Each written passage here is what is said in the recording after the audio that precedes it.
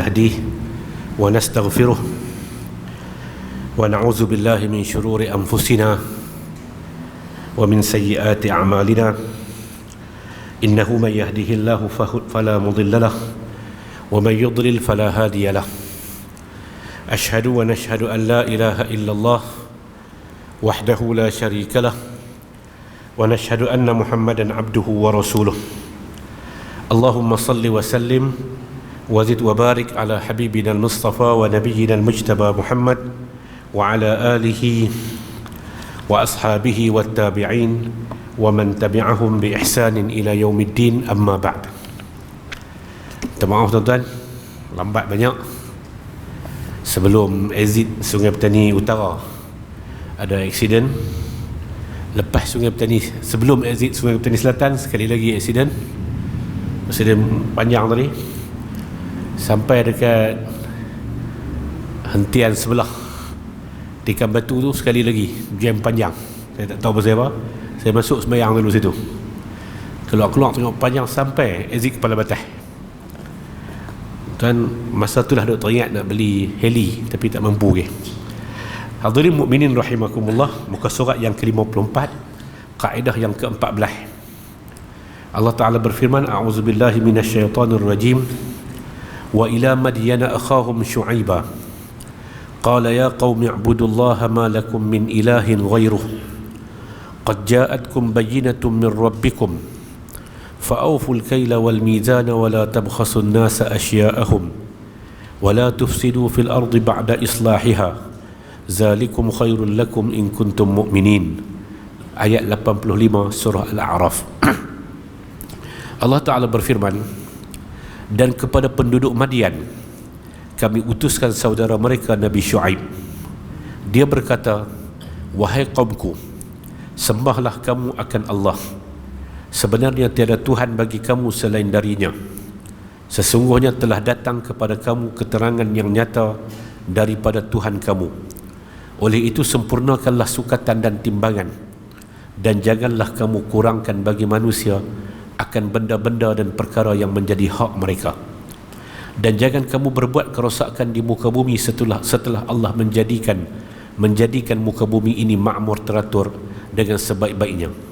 Yang demikian itu adalah lebih baik bagi kamu jika betul kamu orang-orang yang beriman.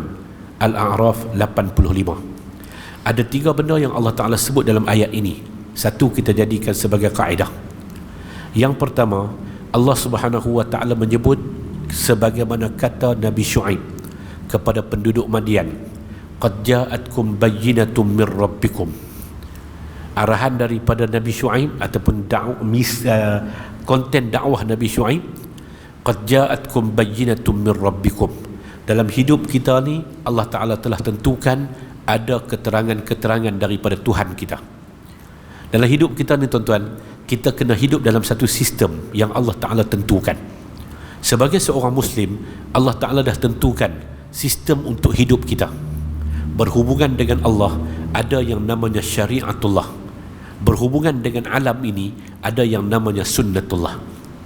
Itulah burhanum min rabbikum, bayyinatum min rabbikum. Itu adalah keterangan-keterangan, penjelasan-penjelasan daripada Tuhan. Yang kedua, fa'awful kayla wal mizan. Fa'awful kayla wal mizan wala tabkhasun nasa asya'ahum. Yang kedua tu, maka hendaklah kamu tepat timbangan, dan juga kamu kena sempurnakan sukatan dan timbangan.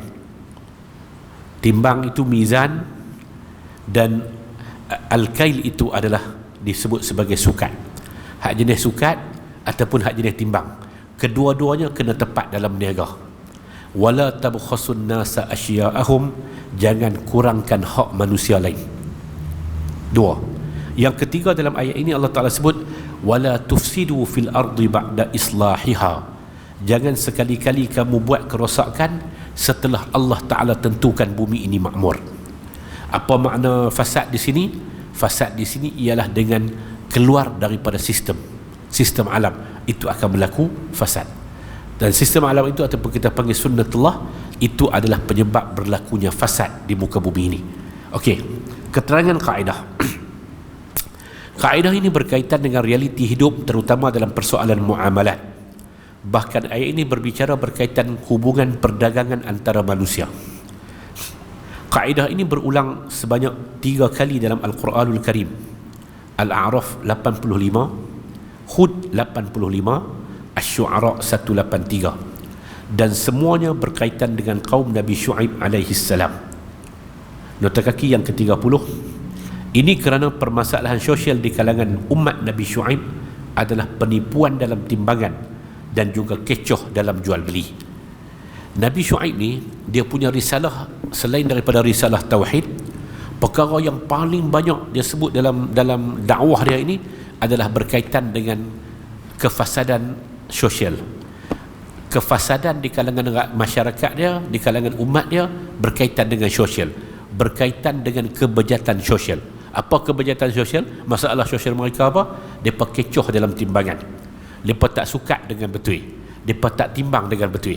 Inilah permasalahan kepada kaum Nabi Syu'aib, dan ini risalah utama.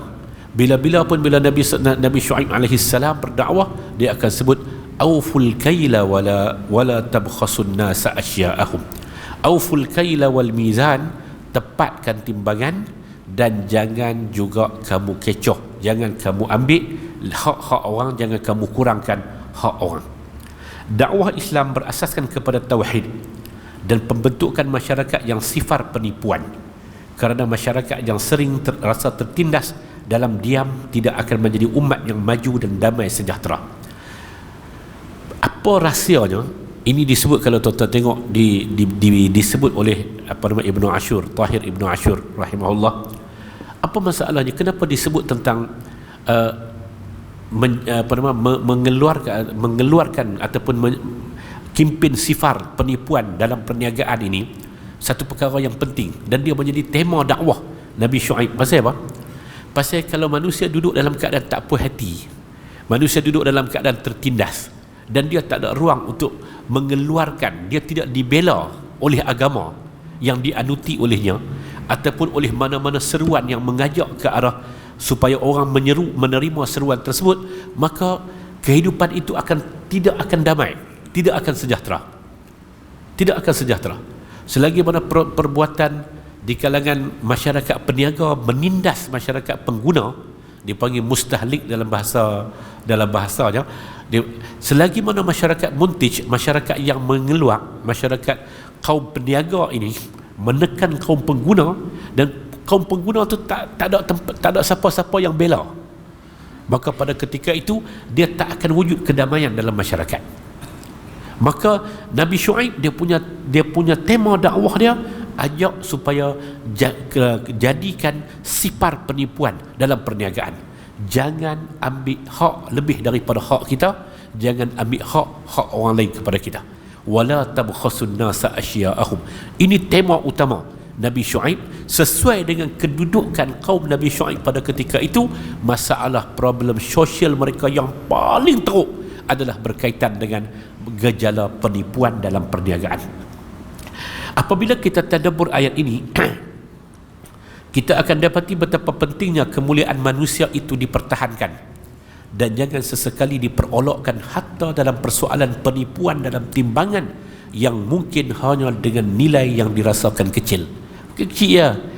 Mungkin dia ambil tu 100 gram, mungkin 50 gram, tapi tengok barang juga nak kata kecil pun. Kalau kata dia ambil 100 gram tu adalah 100 gram kayu gaharu, mampu 1 kilo kayu gaharu sampai 7,900, dia ambil 1 gram, jadi masalah ke? Apa dia sebenarnya? Tak kira apa. Hatta kalau kecil, kalau 100 gram tu adalah 100 gram garam ke, 100 gram tu adalah 100 gram gula ke, sikit terah mana pun, karamatul insan, kemuliaan manusia, hak dia untuk hidup dengan penuh karamah, itu mesti dipelihara. Sebab itu dakwah memberikan hal kepada perkara tersebut, membina akhlak mulia di kalangan para mad'u. Kaedah ini bukan hanya terhad untuk persoalan dagang sahaja, bahkan ia merangkumi semua hak yang haram untuk diceroboh. Hak asasi manusia, hak berbicara, hak pemilikan rumah, bahkan hak pemilikan karya juga termasuk dalam kaedah yang umum ini. Ini adaptasi daripada tafsir Al-Kasyaf dan juga At-Tahrir wa Tanwir, itu Tahir Ibnu Ashur. Ibnu Ashur kata termasuklah dalam hak penulisan, hak karya ilmiah, hak untuk bercakap, hak untuk hak asasi manusia dan sebagainya. Kerana kalau manusia diambil hak mereka itu, ditekan hak mereka itu, manusia akan memberontak. Adanya jiwa-jiwa pemberontak dalam mana-mana masyarakat, masyarakat itu tak akan menjadi damai.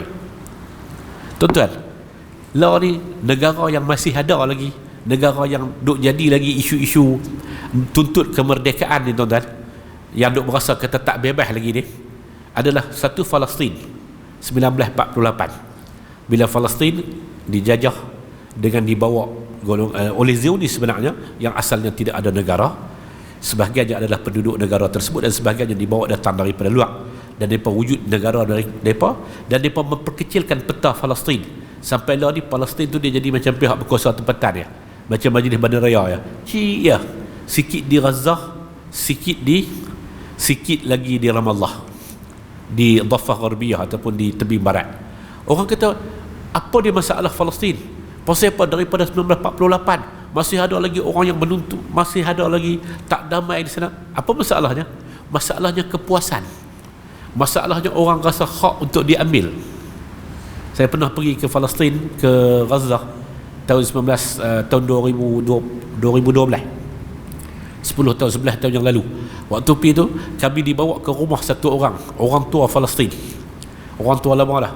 Rumah dia di Akka, rumah asal dia di Akka, dan dia angkat tunjuk kunci rumah dia. Dia kata, sa'audu yauman, satu hari aku mesti balik untuk buka kunci rumah aku ni di Akka.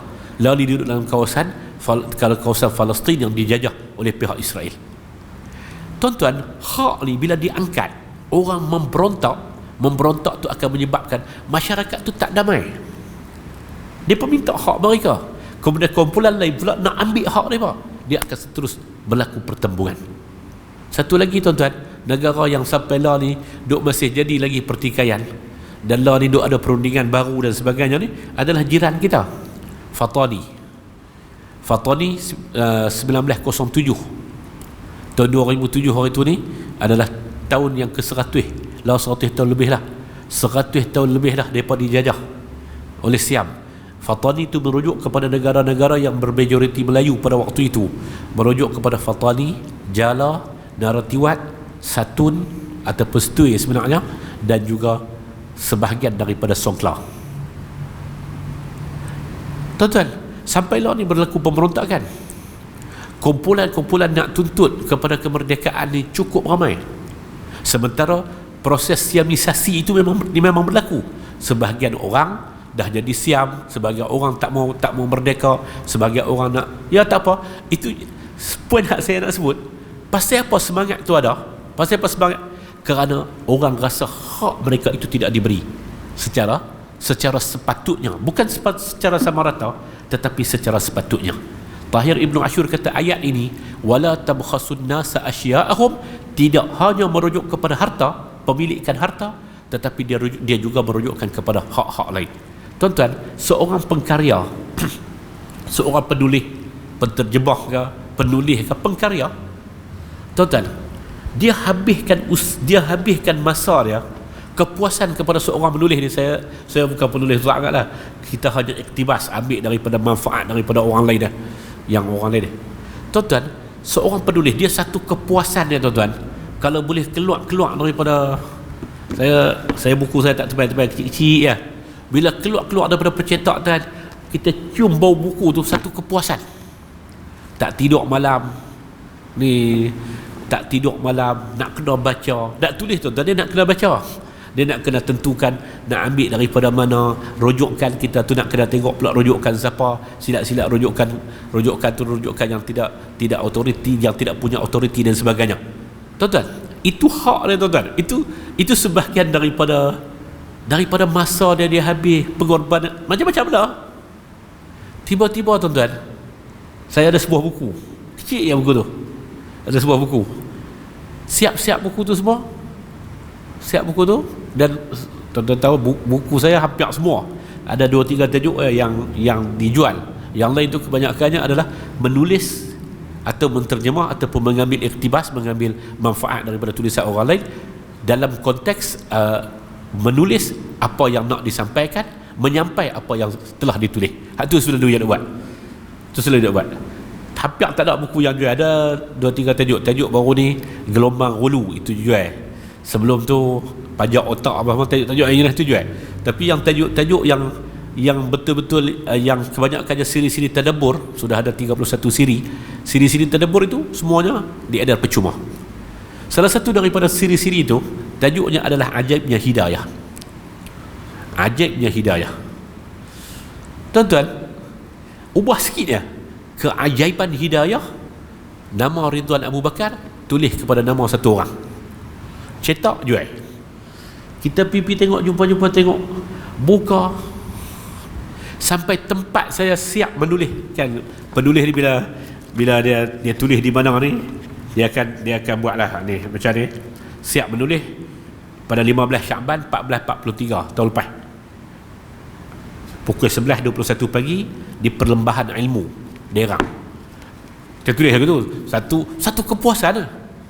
Hak tu apa nama Ajaibnya Hidayah tu siap tulis, kalau tak salah dia di Bandar Tun Hussein On BTHO. Dia tarikh siap tulis itu pun dia tak ubah, dia ubah nama.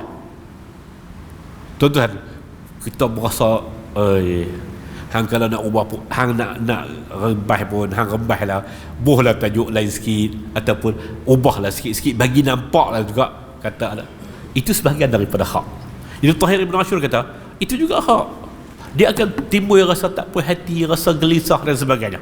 Jadi Tahir Ibn Ashur kata termasuklah hak pemilikan rumah, hak untuk bercakap, hak untuk berbicara, hak privasi dalam sebuah rumah. Semua benda-benda tu tuan-tuan, hak sebagai jiran dan sebagainya, semua itu adalah termasuk dalam makna rangkuman kaedah ini. Wala tabkhasun nasa asya'ahum, hampa jangan langgar hak orang lain dan jangan lebih daripada hak tersebut. Okey. Kaedah ini dapat diaplikasikan dengan baik oleh para muslimin apabila mereka sertakan perasaan insaf. Insaf ni maksud dia adil dan simpati dalam hubungan antara sesama manusia. Mereka tidak akan bertindak untuk menceroboh atau melanggar hak orang lain kerana perasaan insaf yang mekar dalam diri mereka itu. Suburkan insaf, maka kaedah ini akan berjalan dalam pertimbangan yang benar dan tepat. Kaedah ini dia tak boleh pergi tanpa rasa insaf. Insaf ni tuan-tuan, ramai orang menterjemahkan dia telah insaf, maknanya dia telah kembali ke apa. Insaf tu dengan makna, kalau kita ambil kata asal dia daripada bahasa Arab, insaf maksud dia satu perasaan yang lahir daripada rasa adil dan simpati. Adil tu timbangan yang tepat, dan simpati kepada keadaan dan kepada orang, maka akan menyebabkan kaedah ini mudah untuk diaplikasikan. Wala tabkhasun nasa asya'ahum, jangan kurangkan hak manusia sedikit pun, jangan kurangkan hak manusia. Yang ke-15, ini antara yang panjang juga ni, dalam ni panjang tu lebih daripada kita sebut perincian dalam kaedah tersebut. Hadirin mukminin yang saya hormati sekalian, ayatnya agak panjang, tetapi yang kita nak ambil sikit ya. Wa may yatawakkal 'ala Allah fa huwa hasbuh. Allah akan mencukupkan mereka yang bertawakal. Kalau kita baca ayatnya, a'udzubillahi minasyaitonir rajim, fa iza balagna ajalahunna fa amsikuhunna bima'rufin aw fariquhunna bima'ruf washhidu zawai 'adlin minkum wa aqimus syahadata lillah zalikum yu'adhu bihi man kana yu'minu billahi wal yawmil akhir وَمَنْ يَتَّقِ اللَّهَ يَجْعَلْ لَهُ مَخْرَجًا وَيَرْزُقْهُ مِنْ حَيْثُ لَا يَحْتَسِبُ وَمَنْ يَتَوَكَّلْ عَلَى اللَّهِ فَهُوَ حَسْبُهُ إِنَّ اللَّهَ بَالِغُ أَمْرِهِ قَدْ جَعَلَ اللَّهُ لِكُلِّ شَيْءٍ قَدْرًا. Ini tuan-tuan cerita orang yang bercerai. Kita baca terjemahan ya. Lepas tu di tengah-tengah itulah datangnya kaedah وَمَنْ يَتَوَكَّلْ عَلَى اللَّهِ فَهُوَ حَسْبُهُ. Kemudian apabila mereka hampir habis tempoh iddahnya, maka bolehlah kamu pegang mereka, yakni rujuk dengan cara yang baik, dan adakanlah 2 orang saksi yang adil di kalangan kamu semasa merujuk atau melepaskannya, dan hendaklah kamu yang menjadi saksi menyempurnakan persaksian itu kerana Allah semata-mata, Dengan hukum-hukum yang tersebut diberikan peringatan dan pengajaran kepada siapa yang beriman kepada Allah dan hari akhirat, dan siapa yang bertakwa kepada Allah dengan mengerjakan suruhannya dan meninggalkan larangannya, nescaya Allah akan mengadakan baginya jalan keluar. Itu wa may yattaqillaha yaj'al lahu makhraja.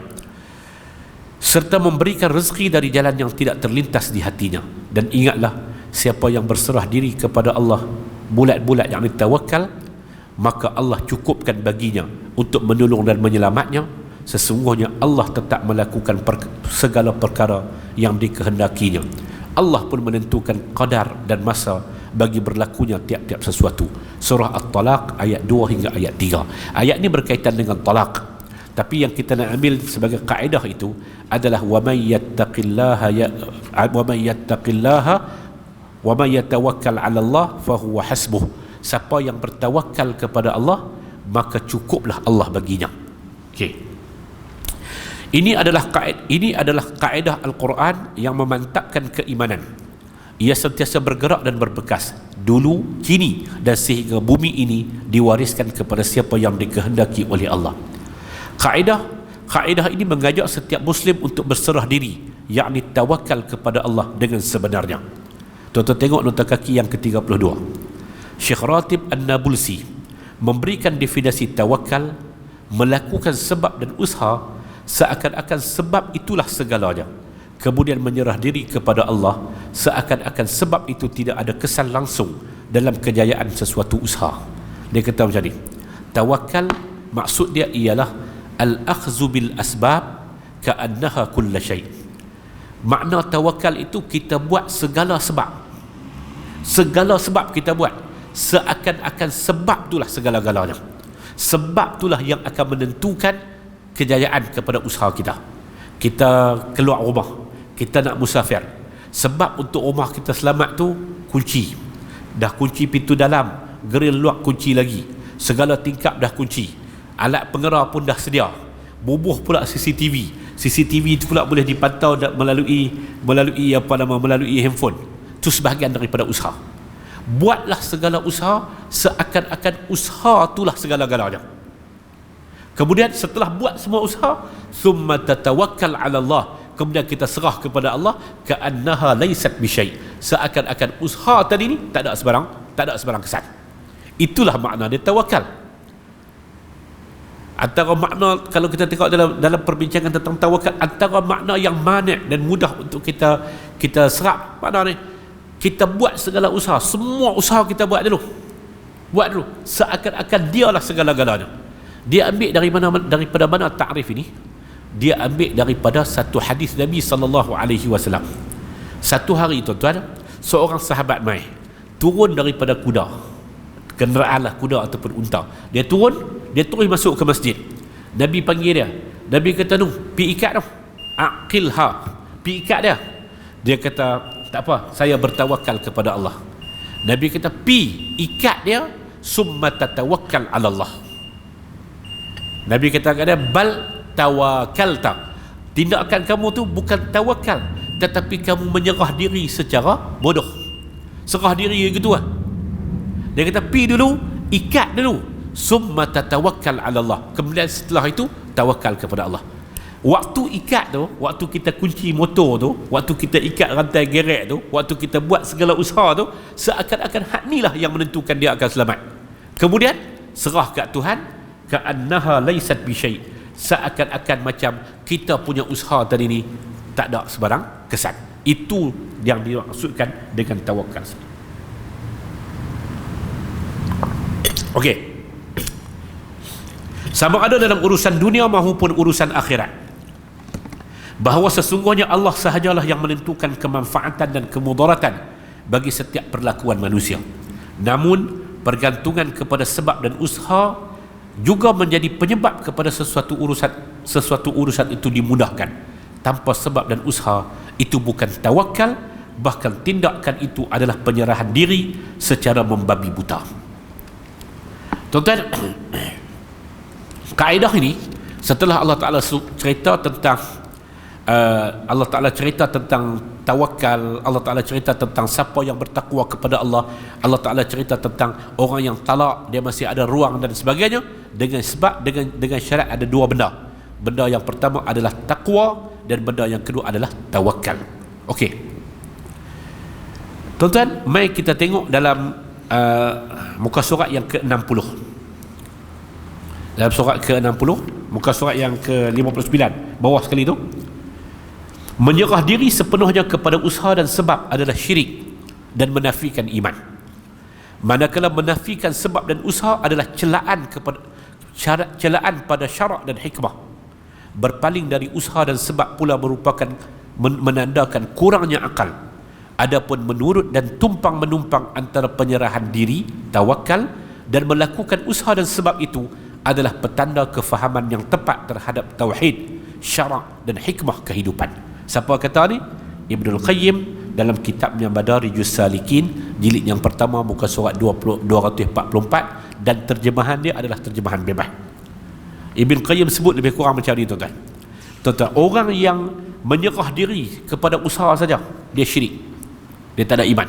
Iman dia lemah. Dia kira usaha dia saja yang menentukan segala-galanya. Menafikan usaha, menafikan sebab, dia adalah celaan, syarak mencela dia. Perbuatan itu tak tepat. Maka adapun tak usaha langsung, tanda kata dia kurang akal. Dia tak usaha langsung, tanda kata dia kurang akal.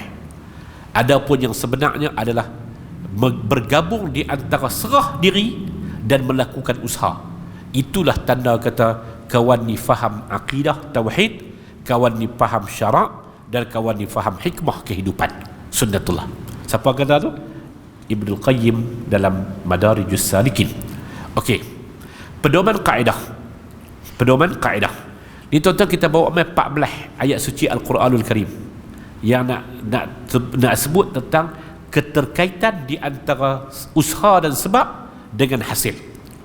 Sekiranya anda ingin memohon bantuan, maka bertawakallah kepada Allah. Ali Imran 60. Allah Ta'ala sebut tentang apa? Keperluan nak minta bantuan apa pun, tawakal dulu kepada Allah. Wa tawakkal 'alal hayyil ladzi la yamut. Okey. 2. Sekiranya anda berhadapan dengan pihak musuh, maka bertawakallah kepada Allah. Apabila anda disisih oleh manusia lain, maka bertawakallah kepada Allah. At-Taubah 129. Apabila anda diajak berdamai, maka jangan bergantung kepada sesiapa pun, tetapi bertawakallah kepada Allah. Al-Anfal 61. Wa in janahu lis-silmi fajnah laha wa tawakkal 'ala Allah. Allah Ta'ala kata, kalau musuh kamu mai suar tangan untuk berdamai, maka berdamailah serta bertawakallah kepada Allah. Berdamai itu usaha, tawakal kepada Allah itu adalah penyerahan diri. Apabila anda didatangi dengan musibah, maka hadapilah ia dengan bertawakal kepada Allah Subhanahu wa Ta'ala. At-Taubah 51. Apabila anda berhadapan dengan perancangan musuh, maka masukkan diri anda ke dalam zon tawakal. Surah Yunus ayat 71. Ini kata-kata Nabi Yunus sendiri alaihi salam. Apabila anda sedar bahawa tempat kembali yang sebenar kepada Allah dan penentu takdir juga adalah Allah, maka tetapkan pendirianmu untuk terus bertawakal. Surah Hud ayat 123. Kita tahu walillahi aqibatul umur. Kita di akhirnya kembali kepada Allah. Maka cara dia macam mana? Buat dah segala sebab. Kita tak tahu perancangan kita nak jadi macam mana, serah kepada Allah Rabbul Jalil. Apabila anda mengetahui dengan yakin bahawa Allah adalah Tuhanmu, maka jangan lepaskan dirimu daripada berserah kepada Allah. Ar-Ra'd 30. Apabila anda dianugerahkan hidayah, petunjuk daripada Allah, maka terimalah dia dengan bersyukur dan bertawakal kepada Allah Subhanahu wa Ta'ala. Hidayah ni, tuan-tuan, ajaib. Allah Ta'ala boleh bagi kat siapa saja. Orang yang ada syarat untuk terima hidayah tak terima hidayah, tiba-tiba orang yang tak ada syarat boleh terima hidayah. Kalau hidayah dah mai, terimalah dia dan bertawakallah kepada Allah. Apabila anda takut dengan godaan syaitan, perancangan musuh dan mereka yang berkeras hati, maka jangan lari melainkan kepada Allah. Wa anibu ila rabbikum. Kembalilah kepada Allah dengan makna bertawakallah kepada Allah. Apabila anda mahu Allah menjadi wakil dalam setiap keadaan, maka teguh dengan tawakal dalam setiap keadaan. Kalau nak jadi Allah Ta'ala menjadi wakil kita, Wa kafa billahi wakila, cukuplah Allah menjadi wakil kepada kita. Maka kaedahnya adalah usaha, kemudian bertawakal kepada Allah Subhanahu wa ta'ala. Apabila anda ingin mendiami syurga Firdaus, maka lazimilah tawakal, kerana syurga Firdaus dijanjikan untuk orang yang bertawakal kepada Allah. 42 An-Nahli. Anda harapkan kasih dan cinta Allah, maka bertawakallah kepada Allah.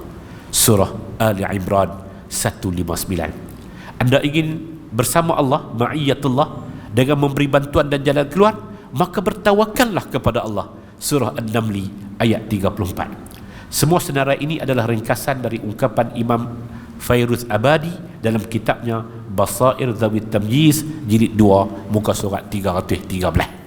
Tuan-tuan, tawakal memainkan peranan yang cukup penting. Nak cinta Allah, tawakal. Nak kembali kepada Allah dengan aman, tawakal.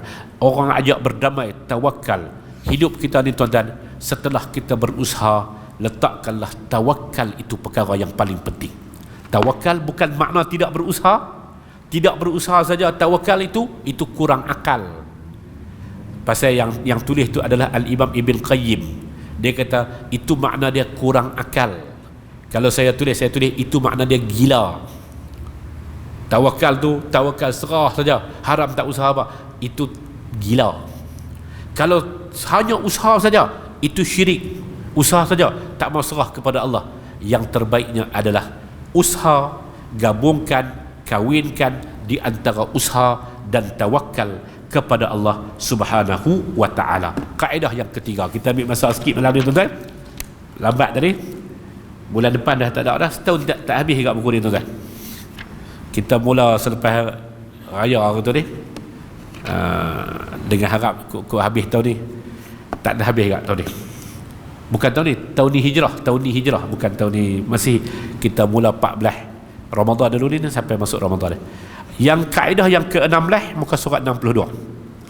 Baru 16. Wa bataghi fi ma ataka Allahu ad-daral akhirata wa la tansa nasibaka minad dunya wa ahsin kama ahsana Allahu ilaika wa la tabghil fasada fil ard innallaha la yuhibbul mufsidin. Dan tuntutlah dengan harta kekayaan yang telah dikurniakan Allah kepadamu akan kebahagiaan hari akhirat, dan janganlah kamu melupakan bahagian keperluan dan bekalanmu dari kehidupan dunia, dan berbuat baiklah kepada hamba-hamba Allah sebagaimana Allah berbuat baik kepadamu dengan pemberian nikmatnya yang melimpah ruah, dan janganlah kamu melakukan kerosakan di bumi, sesungguhnya Allah tidak suka kepada orang yang melakukan kerosakan. Al-Qasas ayat yang ke-77. Wabtaghi fi ma ataka Allahu ad-daral akhirah wa la tansa nasibaka minad dunya. Kejar akhirat, dunia jangan lupakan. Ini kaedah dalam hidup tuan-tuan. Nak hidup baik, jangan hanya kejar akhirat, lupakan dunia, tak betul.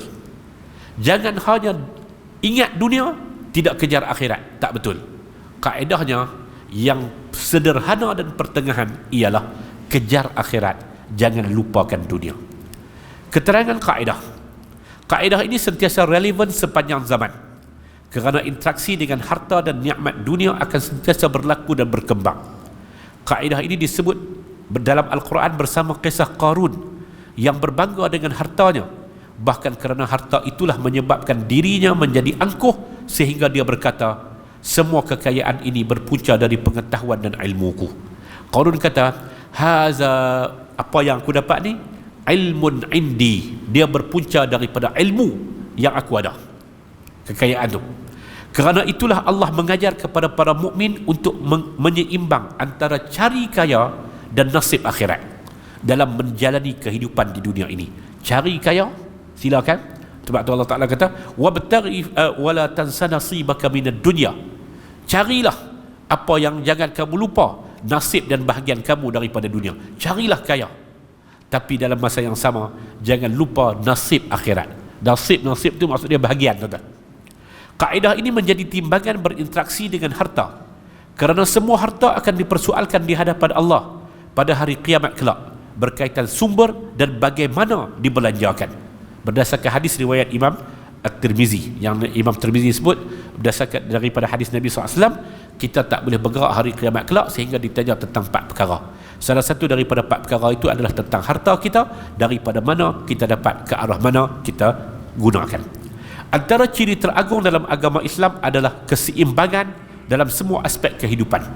Bahkan dalam beriktikad juga, Islam juga amat menolak sikap ekstrim, sama ada terlampau memberat atau terlampau meringankan.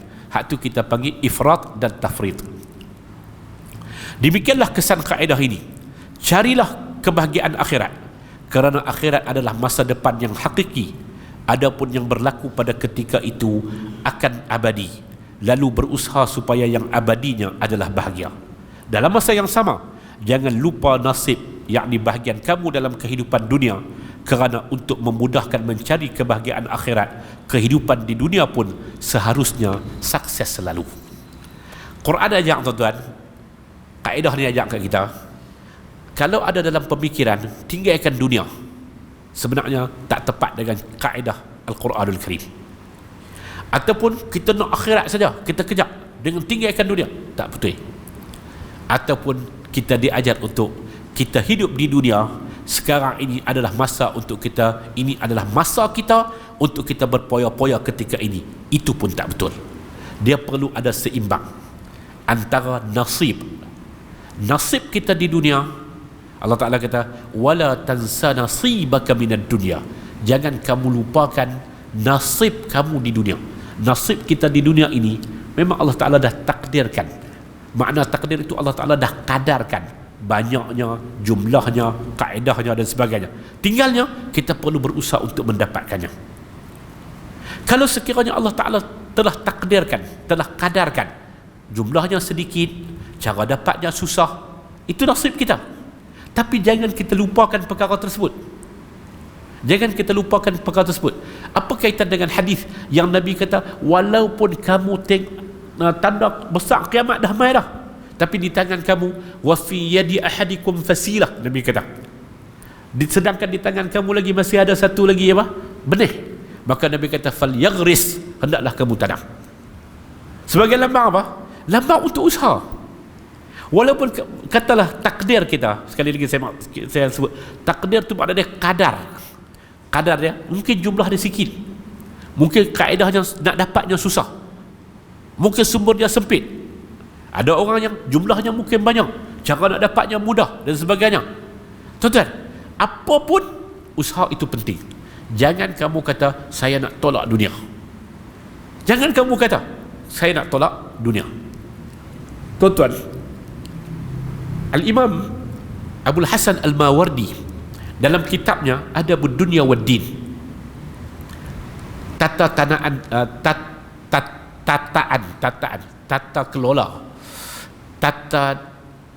kelola agama dan dunia.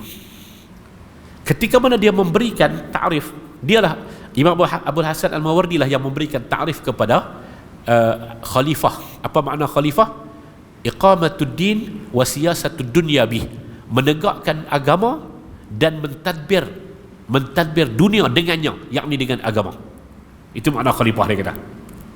Bila dia menyebut tentang makna siasah, dia kata sina'atul fikri. Yang kata politik itu, siasah itu, dia adalah industri pemikiran. Dan dia sebut, menarik ya, dia sebut, apabila dua unsur penting ini, ada dunia lawan ni, dan agama, itu diserahkan kepada orang yang tidak mampu untuk berfikir atau tidak mau untuk berfikir, maka dia akan menjadi kelang kabut dan celaru di bawah ini. Dua benda ni tuan-tuan, dunia ini hendaklah diuruskan oleh orang-orang yang mau berfikir. Dia mau berfikir. Demikianlah juga agama itu seharusnya diurus, dan agama itu perlu disebarkan oleh orang-orang yang mahu berfikir, bukan orang yang membelenggu dirinya, dia tak mau berfikir dan dia melarang orang lain untuk berfikir. Akan jadi keserabutan, wabtaghi fima ataakallahu daral akhirah, carilah, kejarlah apa yang Allah Ta'ala telah janjikan kepada kamu pada hari akhirat kelak. Wala tansa nasibaka minad dunya, jangan kamu lupa bahagian kamu daripada kehidupan di dunia ini. Dunia ini adalah tempat untuk kita diami. Kalau kita tak sukses di dunia, tuan-tuan, bagaimana kita mungkin untuk sukses di akhirat? Berapa ramai orang yang dia hidup dalam keadaan susah, lalu dia melupakan Allah Jalla wa'ala. Apa punca dia lupakan Allah? Kerana dia tak sukses hidup di dunia. Kesuksesan hidup di dunia ini, kebahagiaan hidup di dunia ini adalah ruang untuk dia berbakti kepada Allah, dia beribadah kepada Allah, yang akhirnya membawa kepada dia sukses hidup di akhirat kelak. Kedua-dua pemikiran, sama ada tatarruf ataupun sama ada ekstrim ke kanan ataupun ekstrim ke kiri. Ekstrim ke kanan sampai tinggi segala dunia. Ada satu ajaran, tuan-tuan, dia ajak pengikut dia, jangan menikah, jangan pergi Mekah, tinggi dunia. Pasal apa? No, kita kejar akhirat. Orang dia tu pakaian lusuh. Pasal apa? Kejar akhirat. Dia, bukan kata dia, anak dia pun kahwin 4. Kelantan ada satu ajaran, hidup kedak lagi tak tahulah satu. Dia ajak kepada orang bawah dia, hampa tak boleh pergi Mekah, hampa tak boleh menikah. Pasal kalau hampa menikah dengan hampa pergi Mekah ni, hampa tak sampai makam lagi. Ada seorang sahabat sebut apa ni? Dia kata dia ni hak jenis balik mu'tawarif. Dia cari tok guru, orang sebut tok guru jalan dekat untuk dia pergi cari satu orang.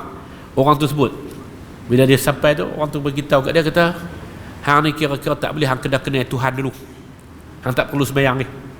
Pasal sembahyang ni adalah untuk orang yang betul-betul kenal Tuhan, barulah layak untuk dia sembahyang. Hang tak layak ni. Dia pun tak sembahyang, duk belajar. Mana mungkin boleh dapat akhirat dalam keadaan tidak buat kerja untuk mendapat akhirat? Sampai satu ketika dia fikir, dia kata, aku ni kotor lagi, tak boleh sembahyang. Sampai satu ketika bila dah suci dah pula, tak perlu sembahyang pula. Law ni tak boleh sembahyang, sampai satu ketika tak perlu sembahyang, pasal tu guru dia tak sembahyang. Dia kata, apa ni agama tentang gila apa ni? Dia pun tinggal ajaran tu. Tuan-tuan, bila dia main agama tu bukan agama yang betul-betul, agama tu dia main dipasang tempatan ni, tuan-tuan. Dibuat dalam pasangan tempatan ikut kepala otak dia, tak tepat. Kalau dia kata tinggal dunia, macam hak di Kelantan tu, kat Pasar Mas tu, tinggal dunia, jangan pergi Mekah, jangan menikah, hampa dia kena cari akhirat saja, tu tak betul. Dan juga kalau ada yang tatarruf ataupun ada yang ekstrim lain pula, tinggal agama sepenuhnya kerana kita nak kemajuan, seakan-akan agama tak mau kemajuan, agama anti kepada kemajuan. Itu pun salah. Agama kaedahnya ialah kejar akhirat, jangan lupa nasib kita di dunia. Dan istilah yang digunakan oleh Al-Quran adalah nasib, bahagian kita ni makdur, telah ditentukan, telah ditakdirkan. Apa makna takdir? Telah dikadarkan jumlahnya, sumbernya, nak jadi ikut mana, mudah ataupun susah, telah ditakdirkan. Pada hari yang ke-120 kita duduk dalam perut ibu kita. Nabi kata pada hari yang ke-120, pada hari itu malaikat akan dipanggil dan disuruh untuk menulis, uktub rizqah, tulislah rezekinya, uktub ajalah, tulislah ajalnya, uktub syaqiyan aw sa'ida, tulislah dia ni bahagia ataupun dia ni celaka. Hadis riwayat Imam Bukhari dan Muslim. Kalau tuan-tuan nak tengok cara mudahnya, hadis nombor 2 dalam kitab Matan Al-Arba'in oleh Imam An-Nawawi. Hadirin mukminin rahimakumullah. Jadi kita kata, tuan-tuan, dia kena mai kepada Islam yang benar-benar datang daripada Nabi, wasatiyah. Wa kadzalika ja'alnakum ummatan wasata. Kami ciptakan sebagai umat yang wasata. Dan dalam pemikiran wasata ataupun dalam kaedah beragama golongan wasatiyah ini, golongan wasata ini, yang wasati ini ialah dalam bab kejar akhirat ini, kejar akhirat tapi jangan lupa nasib kamu di dunia ini. Sukses di dunia akan menyebabkan kita, membawa kita supaya mendapat kesuksesan di akhirat kelak, ataupun yang kita panggil sebagai hasanah di akhirat. Membentuk Muslim yang berseimbang, pedoman kaedah antara tuntutan kebahagiaan akhirat dan bahagia juga di dunia hendaklah menjadi asas dalam kurikulum dakwah. Dakwah tak boleh ajak orang untuk tinggal akhirat, sudah tentu hak tu tak betul. Dakwah juga tidak boleh mengajak orang untuk tinggal dunia, tak betul. Dakwah adalah mengajak kepada wasatiyatul Islam, mengajak kepada pertengahan Islam itu sendiri. Tanpa kefahaman yang jelas terhadap kaedah ini akan menyebab lahirnya golongan ekstrim sehingga mereka tinggalkan segala yang disangkakan dunia dan tumpu ke arah akhirat, ataupun yang ekstrim sehingga mereka kejar dunia dengan melupakan hal akhirat yang bakal dihadapi oleh mereka. Sama ada keluar golongan yang tak percaya kepada kewujudan akhirat, ataupun keluar golongan yang dia tak kira lain, dia hanya kira berkaitan dengan dunia, dia hanya kira berkaitan dengan yang disangkakannya amalan yang membahagiakan di akhirat kelak. Islam bukan sangka-sangka, tetapi Islam adalah asasnya pedoman yang disyariatkan. Tuan-tuan hadirin mukminin, saya nak tutup dengan menyebut kaedah ni. Tuan-tuan, dalam bab nak cari kebahagiaan akhirat, kelebihan akhirat, agama ni tuan-tuan dia ada kaedah dia. Kaedah dia. Faedah yang ta'addi, faedah yang kita dapat secara, maksudnya ramai orang dapat manfaat, itu lebih utama daripada benda yang menghasilkan faedah untuk peribadi kita. Tuan-tuan, kejar untuk pergi buat apa nama umrah. Al-umratu ila al-umrati kafaratul lima bainahuma. Daripada satu umrah kepada satu umrah itu, dia mengkifaratkan dosa antara keduanya. Tapi tuan-tuan, kalau dia kejar umrah ni sampai 2 minggu sekali, lawan ni visa mudah masuk tuan-tuan. Ada visa tu umrah dia setahun sekali masuk, boleh 90 hari kan, visa turis Saudi lari. Ada orang kejar 2 minggu sekali duduk di Mekah, 2 minggu sekali duduk di Mekah, 2 minggu sekali duduk di Mekah. Dari segi aulawiyatnya, kalau dia buat yang boleh an-naf'ul muta'addi, kalau dia buat manfaat yang orang ramai boleh dapat, itu lebih aula daripada manfaat yang dia dapat seorang-seorang. Dalam keadaan kita kejar akhirat, benda-benda yang seumpama ni kita nak kena timbang. PP pula saudara-saudara, tiap hari live segala-gala. Untuk apa? Untuk apa sebenarnya? Kita kata untuk beribadah kepada Allah. Kita sebut labbaik Allahumma labbaik, labbaik la syarika laka labbaik, innal hamda wan ni'mata laka wal mulk. Itu kita sebut. Kita kata tak mau syirik, tak mau semua tu. Betul-betul kami buat ni lillahi, semata-mata kerana Allah Subhanahu wa taala. Kita sebut dalam talbiyah kita. Tiba-tiba tuan, live ni sampai semua benda. Sampai sembahyang sunat pun live, tak bawah. Buat TikTok. Tuan-tuan, saya nak doa, saya duduk di depan Kaabah ni tuan-tuan, siapa-siapa follower saya yang nak minta saya, nak apa? Alhamdulillah, saya boleh kecoh tu Arab ni. Nampak-nampaknya sistem I'tamarna ni membenarkan saya masuk tiap-tiap pagi. Nampaknya macam saya ni adalah insan pilihan Tuhan. Korok hang. Dia beragama tuan-tuan, tapi dia tak ada kaedah ni. Dia duk rasa kata agama. Tuan-tuan cuba perhati tengok. Sebahagian hak buat tu pun tak tahu halal juga. Ada ustaz depan dan sebagainya. Live sembahyang tuan-tuan, live sembahyang. Hak sembahyang Masjid Nabawi tu, hak live sembahyang Masjid Nabawi tu tak apa. Depan dia. Hak depan dia. Dia letak depan dia. TikTok. Nak abang apa? Nak abang apa? Dia tuan-tuan, sebenarnya ada manfaat-manfaat yang lain yang lebih besar. Ada manfaat-manfaat lain yang lebih besar yang perlu diperhatikan dalam ketika mana kita nak beragama. Tuan-tuan tengok, Syekh Raisudi tulis buku dia Tajdidud Din wa Tajwidut Tadayyun. Dia sebut Tajdidud Din, pembaharuan agama, dan juga Tajwidut Tadayyun. Tajwid itu memperelokkan cara beragama. Masalah orang kita, masalah sebahagian besar umat Islam ni adalah kerana kaedah beragama. Mereka beragama tu dengan cara yang tak betul. Masuk dalam raudhah tu tujuan dia, yang Nabi SAW sebut tentang keberkatan raudhah, ma baina baiti wa minbari raudhatun min riyadil jannah.